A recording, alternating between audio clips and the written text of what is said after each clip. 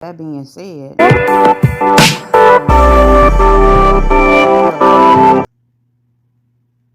you know, the person that I was when I was um, 19, being married and in relationships up until the age of what, 44, 44 years old, I've come into realization of who I am as a person and doing the work. And I'm aligning with the proper people, people that are healthy, people that are good people.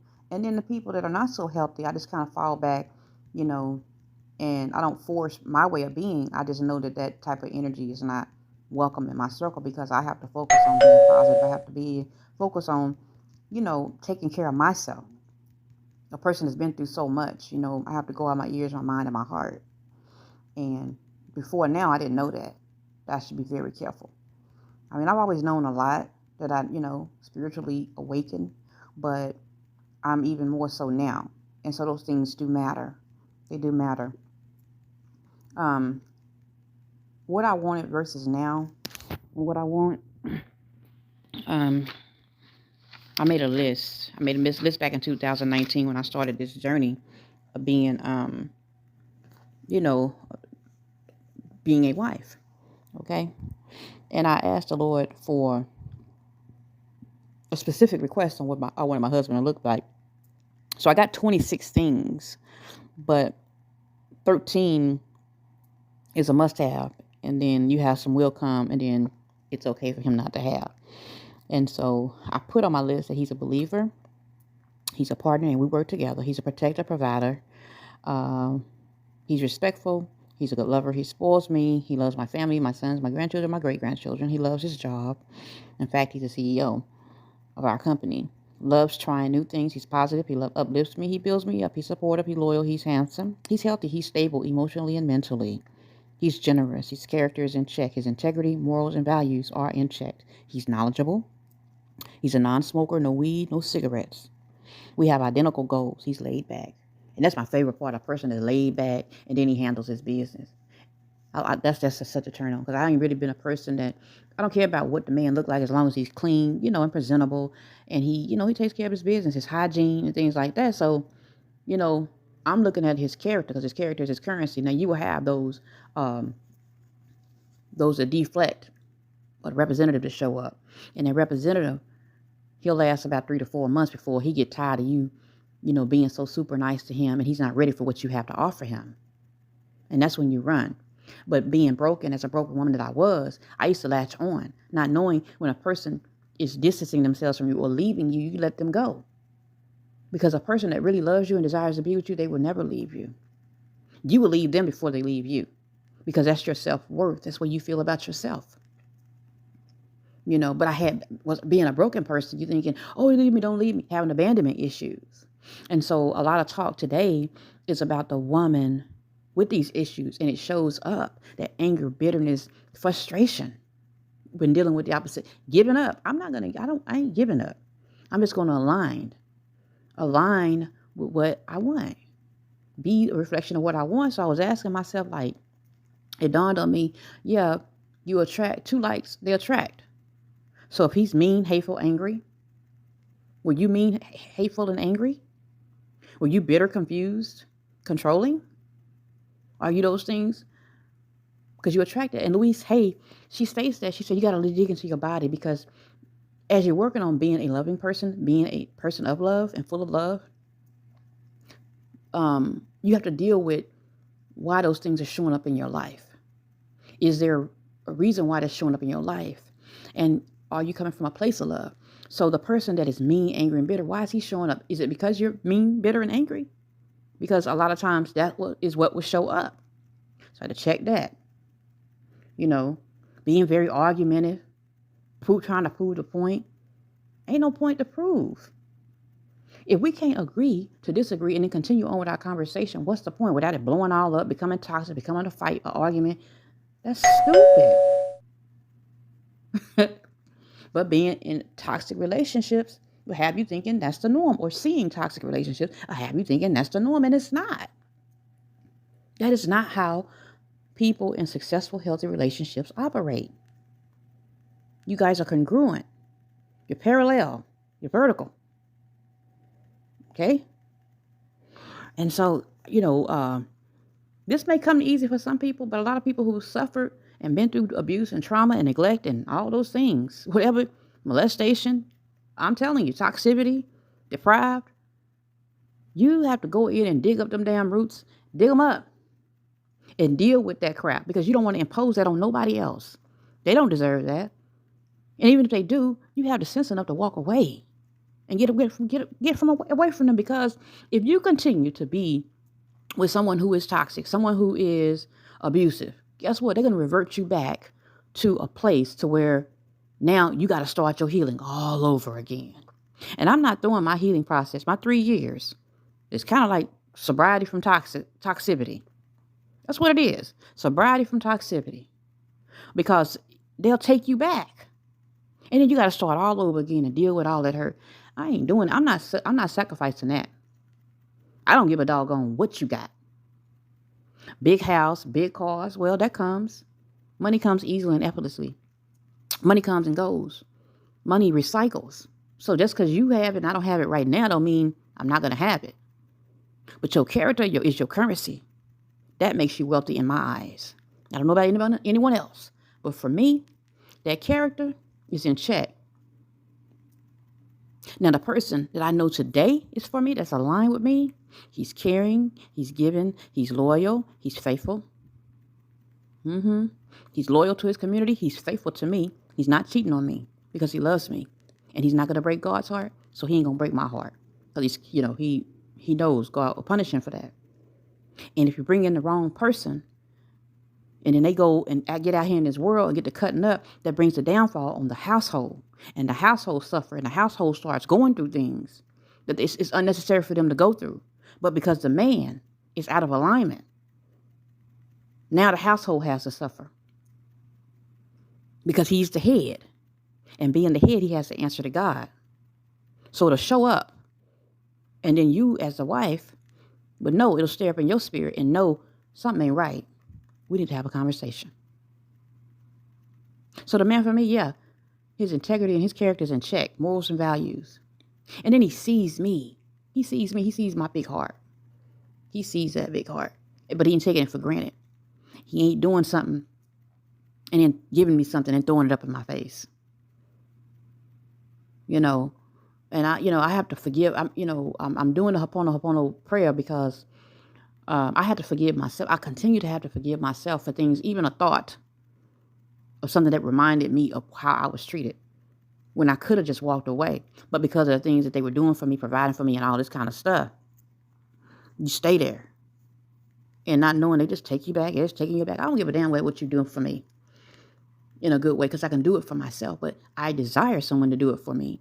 And I will relax in the essence of knowing that he has my true well-being in mind. He's not just doing it so that he can get a pass or a play. Okay? But he's doing it because he's trying to prove his love for me, or he's trying to prove that he cares. And he listens to me.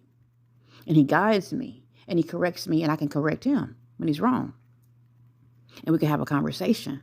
Like, I'm on some healthy stuff, man. I'm on a healthy path, and I have been for 3 years. And looking back, getting married in 2021, and when I felt like it wasn't aligned, I knew I wasn't going to spend the rest of my life with that. So I snatched it, I snatched the rug from under it and annulled it, because you have to know, like, you want to be safe and secure with your husband, like your partner, your life, your specific person. Your specific person you want to have that bond and that connection with. So my view is totally different. He encourages me. I encourage him. He ain't got to worry about nothing, because I'm not going to give him any reason to spoil. Because I'm going to be where I need to be and what I need to be in his life. He ain't going to have no reason to go out here and cheat. And if he do, that's because of his own way of being. Because of his morals and values and stuff like that. And there's a lot of women, if their husband do cheat, they'll stay with them. Because whatever their reason is. But for me, I find that to be, and from what I've been through, a man that cheats and then he's still providing, still doing, that sounds like a security deal for me. You're staying there because he's your security. But how do you feel in that relationship? And I felt empty. I felt betrayed. I hurt. I felt that the love was fake.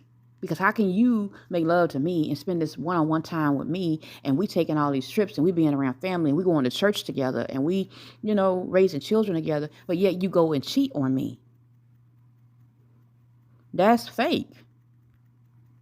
And so, yeah, that's some self-esteem type stuff for them. For me, yeah, I ain't tolerating it. I ain't tolerating no man disrespecting me, cussing me out, calling me out of my name.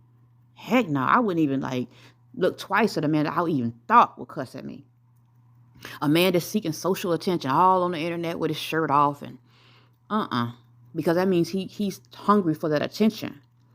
He wants that attention, and so he'll do anything to get it. So as soon as you fail in the relationship, because he hadn't done his inner work, guess what? He back over there on the internet, showing his torso off and doing all this kind of stuff, sliding in DMs and stuff. And it's like, listen, you're going to have to get your own self-esteem in check. You got to go and do the work. And people don't understand, you have to do the work in order to be healthy. And even going through the process, to me, this is a lifestyle. It's not just a one-time thing. Oh, I did the work and I'm through. No, I have to continue on this path. We're talking about 40 years, 47 years, 44 years, whatever. From what I can remember, trauma, abuse, neglect, undoing. And I can't say that I ain't going to be 100%, but I am striving to be, and I'm going to notice when I'm wrong. I'm going to be accountable for my actions. I'm going to be definitely accountable. It ain't no sense of being any other way. So yeah, my list today is totally different, but it's still the base premises of what I always desired. And then when you meet someone that is like that, that's an amazing feeling. I've never had someone come and say, a romantic man, maybe after the fact, after I'm over you, you're a good woman. You know it's too late. You didn't see me in the relationship. That's why we're not together. You didn't see me. See, had you encouraged me, had you, talked to me, communicated with me, was soft with me, loving with me, kind, we probably would have stayed together. But being that you probably was, either they were jealous, controlling, manipulative, whatever, mean, angry men, hey, you missed the ball. You dropped the ball. And now I got to go. And I'm not risking going back to you because you ain't healed. Now, because you're using this psychology telling me, oh, well, I changed. No, you ain't changed. And it ain't that I'm not forgiving, because I am very forgiving. I'm forgiving enough to not keep allowing that to happen. This takes work. You ain't told me nothing about going to counseling. You ain't told me you've been 2 years, 3 years, highly in counseling, getting the therapy to help, learning how to correct your behavior. Just because you're a man don't mean you always right. Just because you're a man don't mean you have to be controlling. Just because you're a man don't mean you could tell me, who I can and can't talk to. Being jealous. That's stupid. You have to be secure within your own self. And I'm secure in my own self. And then we come together and we're aligned. And if we ain't aligned, now is not the time. And maybe never is the time. For me, at this stage in my life. Because I know that there's somebody out there that's going to see me and love me for who I am and the space that I'm in. They ain't taking my trauma and using it against me to get what they want, to manipulate me. They're not taking gifts and buying things from me to use it against me. They're not gaslighting me, talking down on me, switching up the narrative to manipulate me. They ain't love bombing me, being over, oh, girl, you so fine. Ooh, come here, girl. That's so corny. No. You don't even know me. I know that I'm a nice looking woman. I'm an intelligent woman. So don't come at me like that. And I'm like, come on, please. That's not cool, man. Kind means, kind of like he's in between professional and he's in between loving for me. Laid back, cool. Life is great for him. He's happy in his job. He's happy in his life. He don't mind congratulating you. He don't mind, tooting your horn for you, giving you credit where it's due, appreciating you in his authentic self. He can lay his phone down and you ain't worried about him doing X, Y, and Z. It's just authentic. And ain't nobody perfect. He may lack in some other areas. I don't know what those areas are, but I know deal breakers. Deal breakers are smokers, drug users, alcohol abusers, physically toxic men want to argue all the time, you know. So I had to get in my body and release that stuff. When I feel that stuff coming up on me, you know, I have to get in my body and release that stuff, meditate and get it out of there. And I go in and I breathe it out. And I feel amazing when I do it. It feels great. You know, it really, really does, y'all. So if you like this kind of thing, y'all go ahead, like, share, comment, and subscribe to the channel. I'd love to have you over here. Okay? Y'all have an amazing day. God bless you.